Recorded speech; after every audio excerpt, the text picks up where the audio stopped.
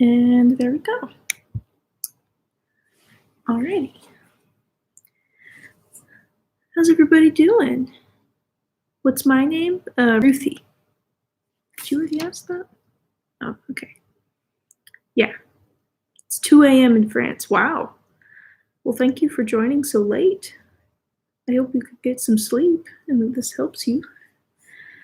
But, yeah.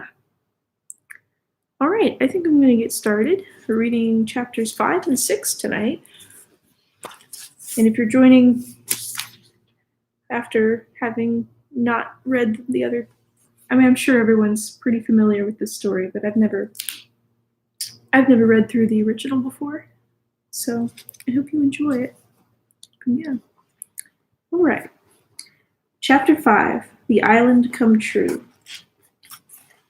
Here's the picture.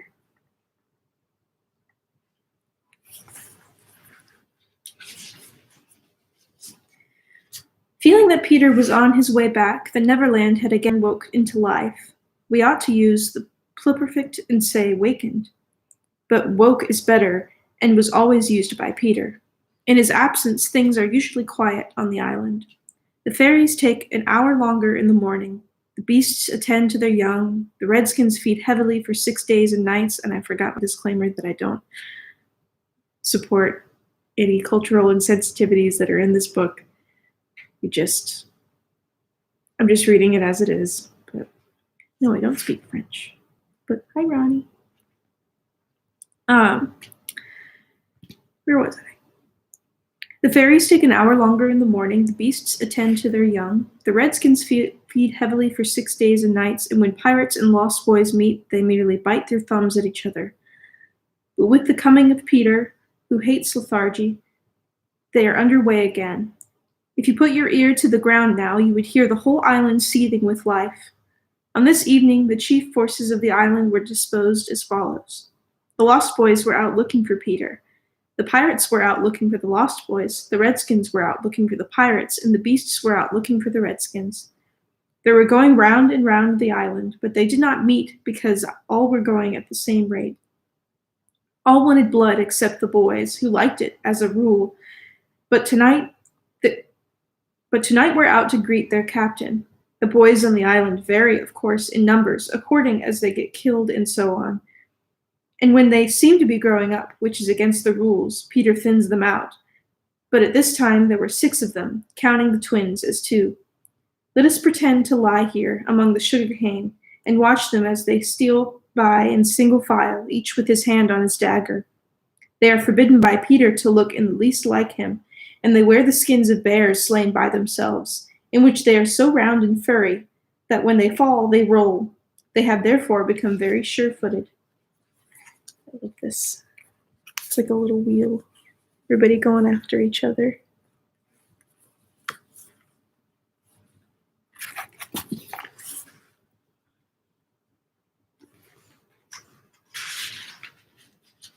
I want to put the cardboard back in because that'll leave an indentation on the page. The first to pass is Toodles, not the least brave, but the most unfortunate of all the gallant band. He had been in fewer adventures than any of them, because the big things constantly happened. Just when he had stepped round the corner, all would be quiet.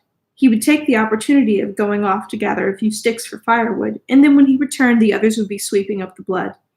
This ill luck had given a gentle melancholy to his countenance, but instead of souring his nature, he had sweetened it, so that he was quite the humblest of the boys. Poor kind Toodles, there is danger in the air for you tonight. Take care, lest an adventure is now offered you, which, if accepted, will plunge you in the deepest woe. Toodles, the fairy Tink, who is bent on mischief this night, is looking for a tool for doing her mischief.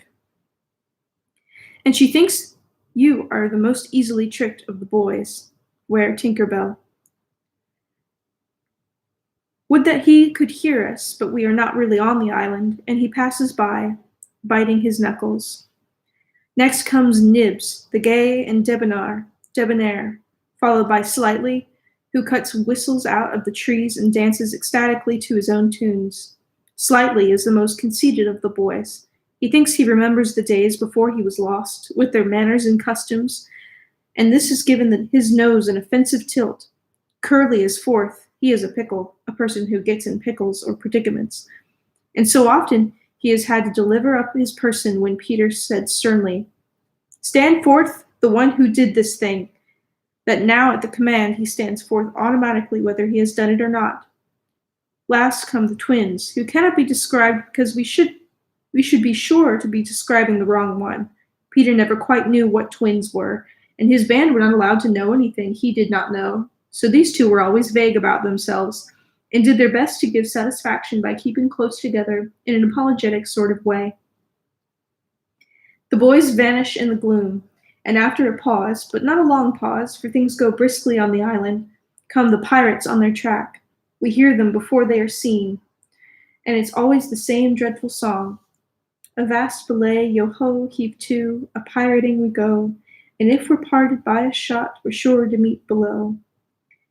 A more villainous-looking lot never hung in a row on execution dock. Here, a little in advance, ever and again, with his head to the ground listening, his great arms bare, pieces of 8 in his ears as ornaments, is the handsome Italian Cecco, who cut his name in letters of blood on the back of the governor of the prison at Gal. That gigantic black behind him had so many names since he dropped the one with which dusky mothers still terrify their children on the banks of Guatemala. Here is Bill Jukes, every inch of him tattooed. The same Bill Jukes who got 6 dozen on the Walrus from Flint before he would drop the bag of mortars, which are Portuguese gold pieces.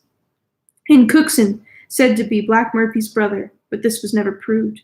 And Gentleman Starkey, once an usher in a public school and still dainty in his ways of killing, and Skylights, Morgan's Skylights. And the Irish bosun Smee, an oddly genial man who stabbed, so to speak, without offense, and was the only nonconformist in Hook's crew, and Noodler, whose hands were fixed on backwards, and rocked. Mullins and Alf Mason, and many other ruffian long known and feared on the Spanish Main. In the midst of them, the blackest and largest in the dark setting, reclined James Hook, or as he wrote himself, Jas Hook, of whom it is said he was the only man that the sea cook feared. He lay at his ease in a rough chariot drawn and propelled by his men, and instead of a right hand, he had the iron hook with which ever had and anon he encouraged them to increase their pace. As dogs this terrible man treated and addressed them, and as dogs they obeyed him. In person he was cadaverous, dead-looking, and black-of-eyed, dark-faced, and his hair was dressed in long curls, which at a little distance looked like black candles, and gave a singularly threatening expression to his handsome countenance. His eyes were of the blue of the forget-me-not, and of a profound melancholy, save when he was plunging his hook into you, at which time 2 red spots appeared in them and lit them up horribly.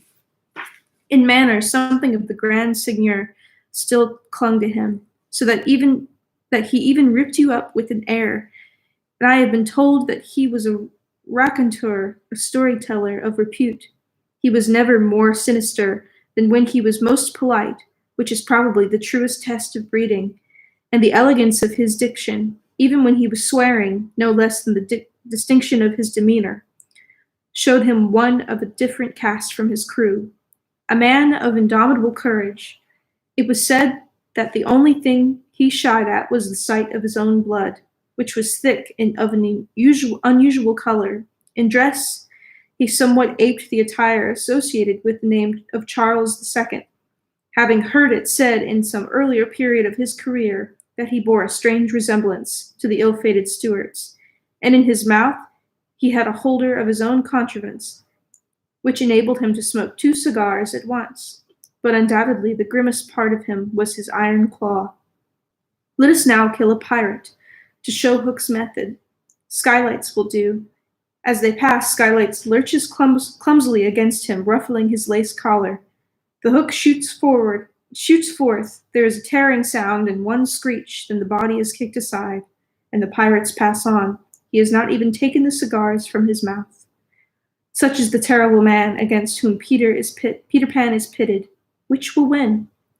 On the trial of the pirates stealing noisily down the warpath, which is not visible to inexperienced eyes, come the redskins, every one of them with his eyes peeled.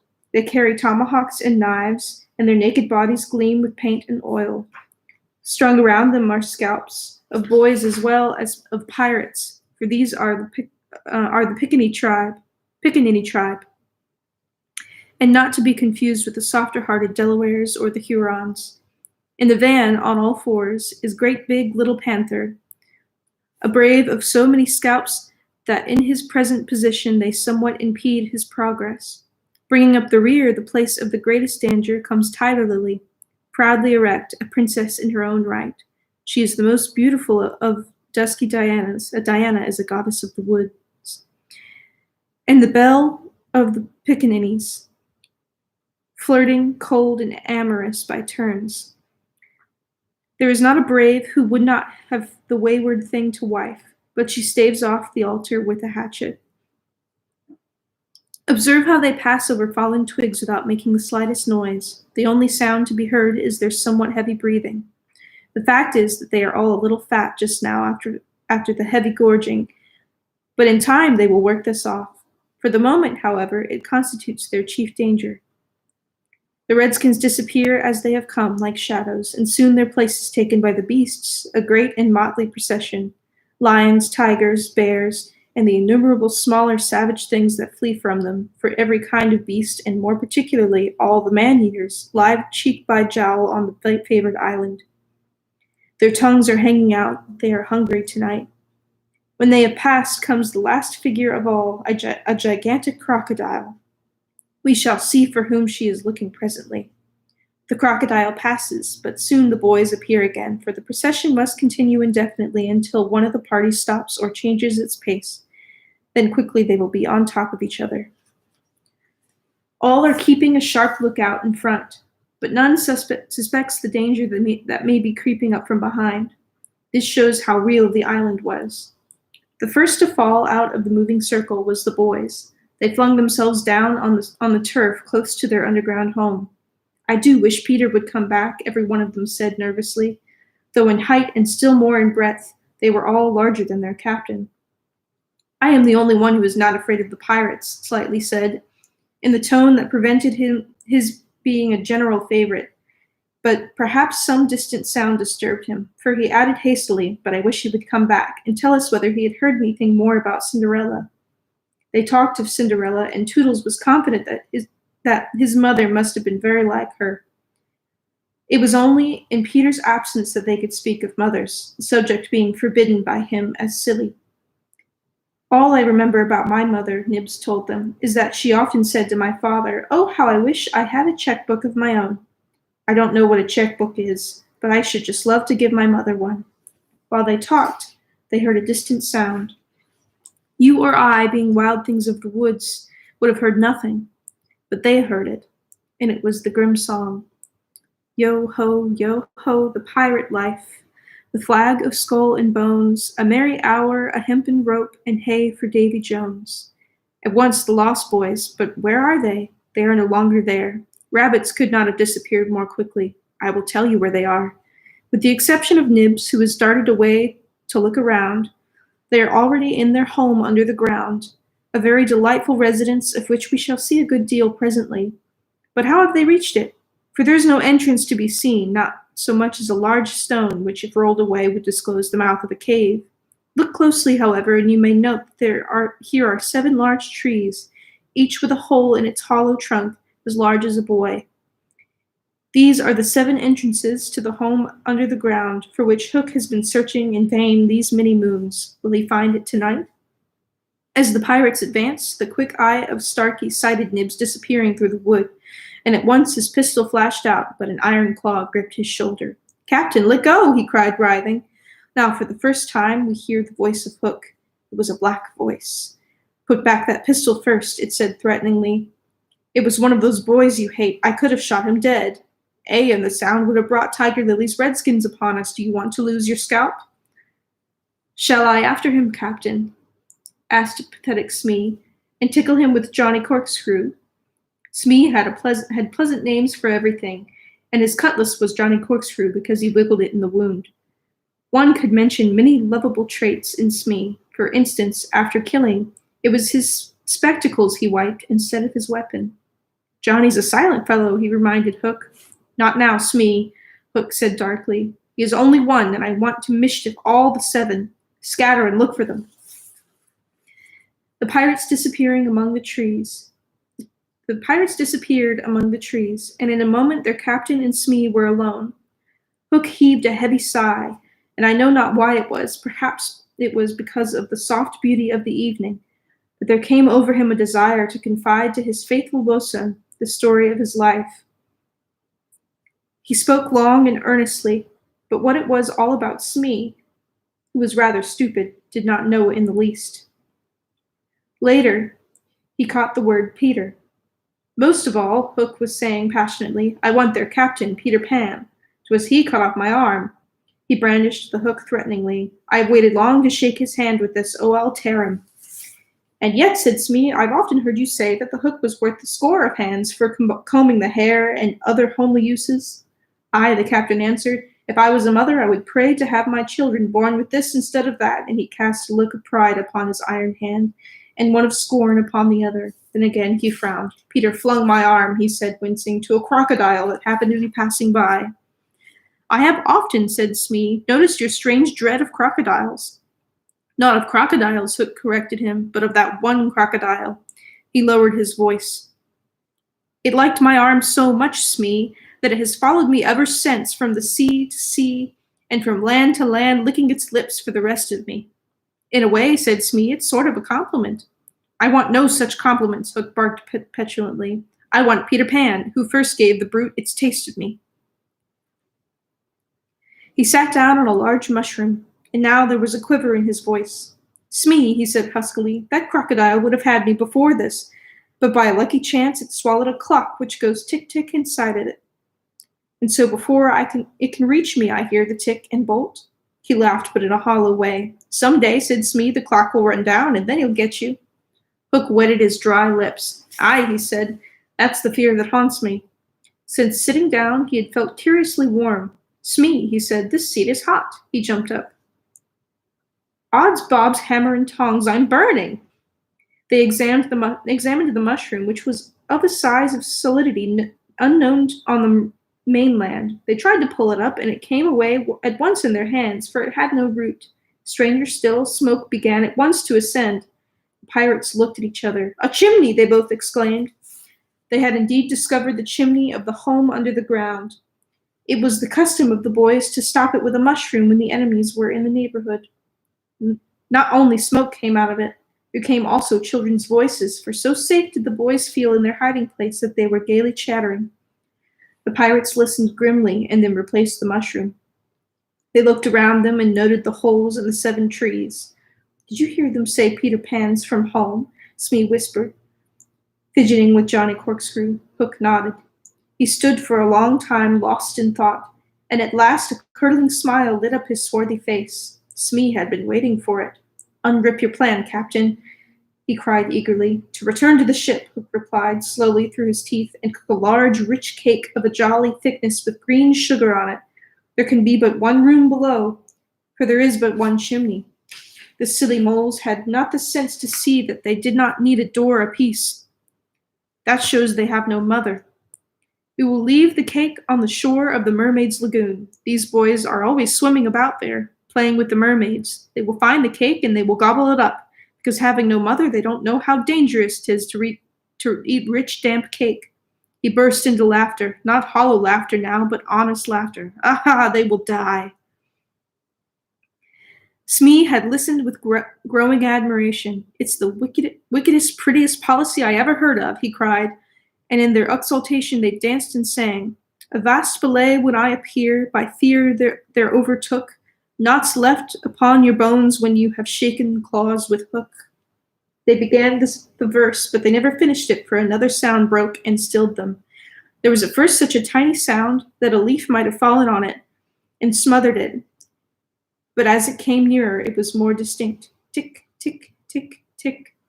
Hook stood shuddering, 1 foot in the air. "The crocodile!" he gasped, and bounded away, followed by his bosun. It was indeed the crocodile. It had passed the redskins, who were now on the trail of the other pirates. It oozed on after Hook. Once more the boys emerged into the open, but the dangers of the night were not yet over, for presently Nibs rushed breathless into their midst, pursued by a pack of wolves. The tongues of the pursuers were hanging out, and baying of them was horrible. Save me, cried Nibs, falling on the ground. But what can we do? What can we do?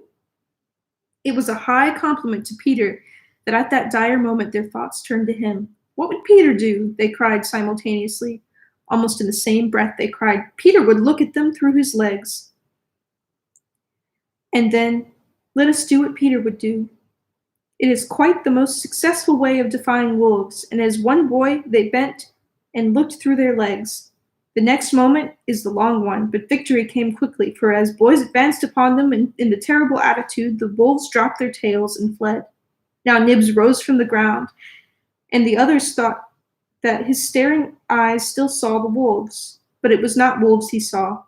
I have seen a wonderfuler thing, he cried as they gathered round him eagerly. A great white bird. It is flying this way. What kind of bird do you think? I don't know, Nibs said, awestruck, but it looks so weary, and as it flies it moans, Poor Wendy. Poor Wendy? I remember, said Slightly instantly. There are birds called Wendies. See, it comes, cried Curly, pointing to Wendy in the heavens. Wendy was now almost overhead, and they could hear her plaintive cry. But more distinct came a shrill voice of Tinker Bell. The jealous fairy had now cast off all disguise of friendship and was darting at her victim from every direction, pinching savagely each time she touched. Hello, Tink, cried the wondering boys. Tink's reply rang out. Peter wants you to shoot the Wendy. It was not in their nature to question when Peter ordered. Let's do what Peter wishes, cried the simple boys. Quick, bows and arrows. All but Toodles popped down their trees. He had a bow and arrow with him, and Tink noted it and rubbed her little hands. Quick, Toodles, quick, she screamed. Peter will be so pleased. Toodles excitedly fitted the arrow to his bow. Out of the way, Tink, he shouted, and then he fired, and Wendy fluttered to the ground with an arrow in her breast. All right. Chapter 6, The Little House. Oops.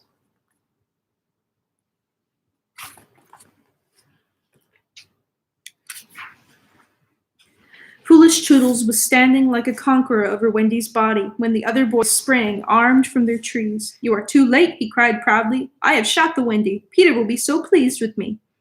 Overhead, Tinker Bell shouted, Silly ass, and darted into hiding. The others did not hear her. They had crowded round Wendy, and as they looked a terrible silence fell upon the wood. If Wendy's heart had been beating, they would all have heard it. Slightly was the first to speak. This is no bird, he said in a scared voice. I think this must be a lady. A lady, said Toodles, and fell a-trembling. And we have killed her, Nibs said hoarsely. They all whipped off their capes. Now I see, Curly said. Peter was bringing her to us. He threw himself sorrowfully on the ground. A lady to take care of us at last, said one of the twins, and you have killed her. They were sorry for him, but sorrier for themselves. And when he took a step nearer them, they turned from him. Toodles' face was very white, but there was a dignity about him now that had never been there before. I did it, he said, reflecting. When ladies used to come into me in dreams, I said, pretty mother, pretty mother. But when at last she really came, I shot her. He moved slowly away. Don't go, they called in pity. I must, he answered, shaking. I am so afraid of Peter. It was at this tragic moment that they heard a sound which made the heart of every one of them rise to his mouth. They heard Peter crow. Peter, they cried, for it was always thus that he signaled his return. Hide her, they whispered, and gathered hastily around Wendy, but Toodles stood aloof. Again came the ringing crow, and Peter dropped in front of them. Greetings, boys, he cried, and mechanically they saluted. And again there There was silence. He frowned. I am back, he said hotly. Why do you not cheer? They opened their mouths, but the cheers would not come.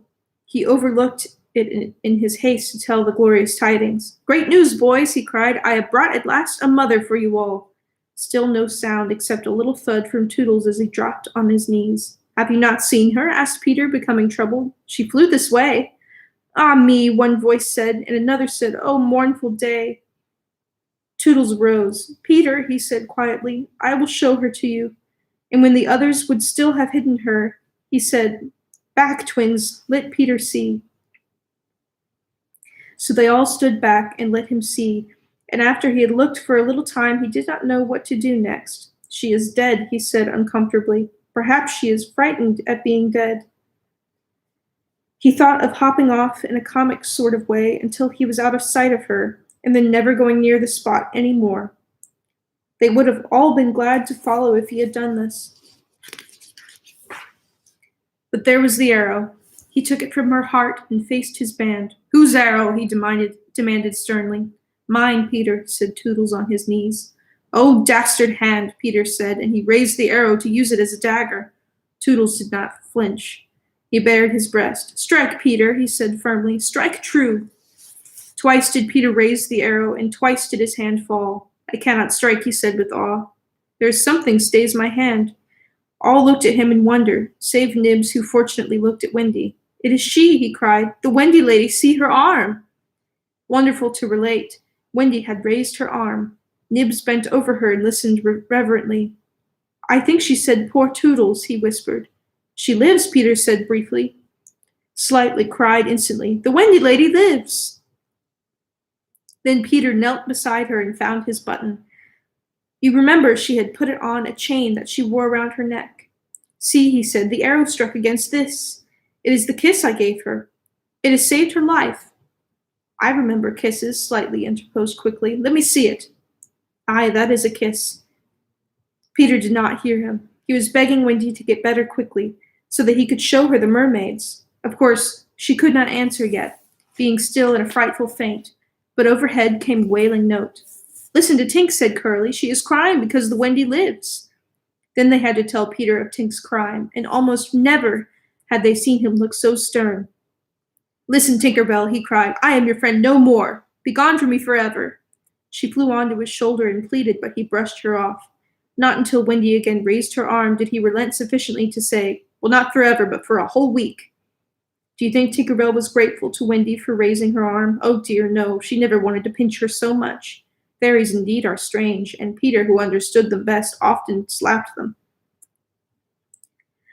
But what to do with Wendy in her present delicate state of health? Let us carry her down into the house, Curly suggested. I said Slightly, that is what one does with ladies. No, Peter said, you must not touch her. It would not be sufficiently respectful. That, said Slightly, is what I was thinking. But if she lies there, Toodles said, she will die. Aye, she will die, Slightly admitted, but there is no way out. Yes, there is, cried Peter. Let us build a little house around her. They were all delighted. Quick, he ordered him. Bring me each of you the best of what we have. Gut our house, be sharp. In a moment they were as busy as tailors the night before a wedding. They scurried this way and that, down for bedding, up for firewood, and while they were at it, who should appear but John and Michael? As they dragged along the ground, they fell asleep standing, stopped, woke up, moved another step, and slept again. John, Michael would cry, wake up, where is Nana, John, and Mother? Where is Nana, John, and Mother? And then John would rub his eyes and mutter, it is true, we did fly. You may be sure they were very relieved to find Peter. Hello, Peter, they said. Hello, replied Peter amicably, though he had quite forgotten them. He was very busy at the moment measuring Wendy with his feet to see how large a house she would need. Of course he meant to leave room for chairs and a table. John and Michael watched him. Is Wendy asleep? They asked. Yes. John, Michael proposed, let us wake her and get her to make supper for us. But as he said it, some of the other boys rushed on carrying branches for building of the house. Look at them, he cried. Curly, said Peter in his most captainy voice. See that these boys help in building of the house. Aye, sir. Build a house, exclaimed John. For the Wendy, said Curly. For Wendy, John said aghast. Why, she is only a girl. That, explains Curly, is why we are her servants. You, Wendy's servants? Yes, said Peter, and you also. Away with them. The astounded brothers were dragged away to hack and hoe and carry. Chairs and a fender, fireplace first, Peter ordered, and then we shall build a house round them.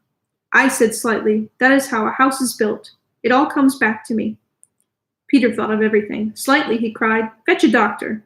Aye, said Slightly at once and disappeared, scratching his head, but he knew Peter must be obeyed, and he returned in a moment wearing John's hat and looking solemn. Please, sir, said Peter, going to him, are you a doctor?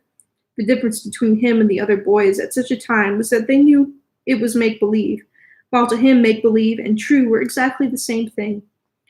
This sometimes troubled them, as when they had to make believe that they had their dinners. If they broke down in their make-believe, he rapped them on the knuckles. Yes, my little man, Slightly anxiously replied, who had chapped knuckles. Please, sir, Peter explained, the lady lies very still. She was lying at their feet, but Slightly had the sense not to see her. Tut, tut, tut, he said, where does she lie? In yonder glade. I will put a glass thing in her mouth, said Slightly, and he made believe to do it while Peter waited. It was an anxious moment when the glass thing was withdrawn. How is she? Inquired Peter. Tut, tut, tut, said Slightly. This has cured her. I'm glad, Peter cried. I will call again in the evening, Slightly said. Give her beef tea out of the cup with a spout in it. But after he had returned the hat to John, he blew big breaths, which was his habit on escaping from a difficulty. In the meantime, the wood had been alive with the sound of axes. Almost everything needed for a cozy dwelling already lay at Wendy's feet. If only we knew, said one, the kind of house she likes best. Peter, shouted another, she is moving in her sleep. Her mouth opens, cried a third, looking respectfully into it. Oh, lovely. Perhaps she is going to sing in her sleep, said Peter. Wendy, sing the kind of house you would like to have. Immediately, without opening her eyes, Wendy began to sing. I wish I had a pretty house, the littlest ever seen, with funny little red walls and roof of mossy green. They gurgled with joy at this, for by the greatest good luck the branches they had brought were sticky with red sap, and all the ground was carpeted with moss. As they rattled up the little house, they broke into song themselves. We built the little walls and roof and made a lovely door. So tell us, Mother Wendy, what are you wanting more? To this she answered greedily, oh, really next I think I'll have gay windows all about, with roses peeping in, you know, and babies peeping out. With a blow of their fists they made windows, and large yellow leaves were the blinds. But roses, roses, cried Peter sternly. Quickly they made believe to grow the loveliest roses up the walls. Babies? To prevent Peter ordering babies, they hurried into song again. We've made the roses peeping out, the babes are at the door. We cannot make ourselves, you know, 'cause we've been made before. Peter, seeing this to be a good idea, at once pretended that it was his own. The house was quite beautiful, and no doubt Wendy was very cozy within, though of course they could no longer see her. Peter strode up and down, ordering finishing touches. Nothing escaped his eagle eyes, just when it seemed absolutely finished. There's no knocker on the door, he said. They were very ashamed, but Toodles gave the sole of his shoe, and it made an excellent knocker. Absolutely finished now, they thought. Not a bit of it. There's no chimney, Peter said. We must have a chimney. It certainly does need a chimney, said John importantly. This gave Peter an idea. He snatched the hat off of John's head and knocked out the top, and put the hat on the roof. The little house was so pleased to have such a capital chimney that, as if to say thank you, smoke immediately began to come out of the hat. Now really and truly it was finished. Nothing remained to do but knock. Oh, look your best, Peter warned them. First impressions are awfully important. He was glad no one asked him what first impressions are. They were all too busy looking their best. He knocked politely, and now the wood was still as the children, not a sound to be heard except from Tinker Bell, who was watching from a branch and openly sneering. What the boys were wondering was, would any one answer the knock? If a lady, what would she be like? It's a picture of a little house.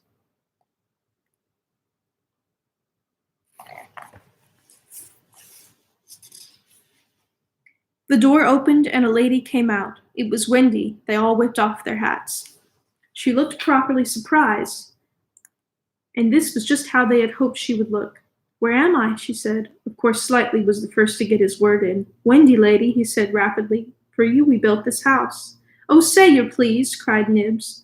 "Lovely, darling house," Wendy said, and they were the very words they had hoped she would say. "And we are your children," cried the twins. Then all went on their knees, holding out their arms, cried, "Oh, Wendy, lady, please be our mother." "Ought I?" Wendy said, all shining. "Of course, it's frightfully fascinating, but you see, I am only a little girl. I have no real experience." "That doesn't matter," said Peter, as if he were the only person present who knew all about it, though he was really the one who knew the least. "What we need is just a nice motherly person." "Oh dear," Wendy said, "you see, I feel that is exactly what I am." It is, they all cried. "We saw it at once." "Very well," she said, "I will do my best. Come inside at once, you naughty children. I am sure your feet are damp, and before I put you to bed, I have just time to finish the story of Cinderella." In they went. I don't know how there was room for them, but you can squeeze very tight in the Neverland. And that was the first of many joyous evenings they had with Wendy.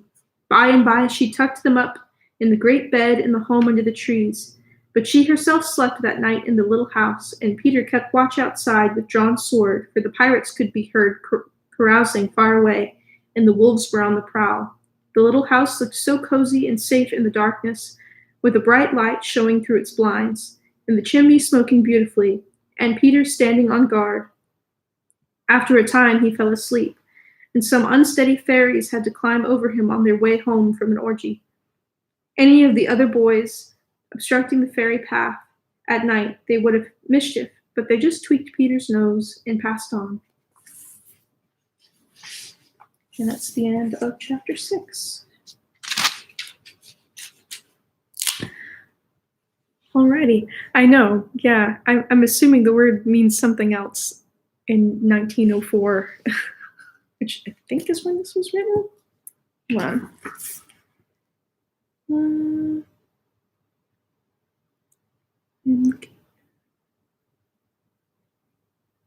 I can't find the original date. No. I think it was 1904. I remember reading that somewhere, but yeah, maybe it's, I don't know, the same way that rape actually meant a kidnapping and not what it means now. Yeah. But yeah. So exactly, yeah, or gay means happy now, or no, happy then. You know what I mean. But yeah, I hope everybody enjoyed that, and that you'll come back tomorrow night for chapters 7 and 8. Alrighty, thanks for stopping by.